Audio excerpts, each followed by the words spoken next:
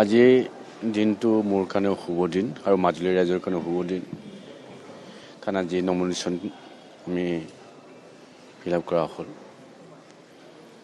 মই ভাবোঁ মাজুলী ৰাইজে যিধৰণে ওলাই আহিছে এইটোক লৈ মই যথেষ্ট আশাবাদী। কাৰণ মাজুলী ৰাইজ আজি আগত যিটো বুথ ব্যৱধানত আমাক জিকাইছিল তাতোতকৈ ডাবল টিপুল হ'ব বুলি মই ভাবিছোঁ।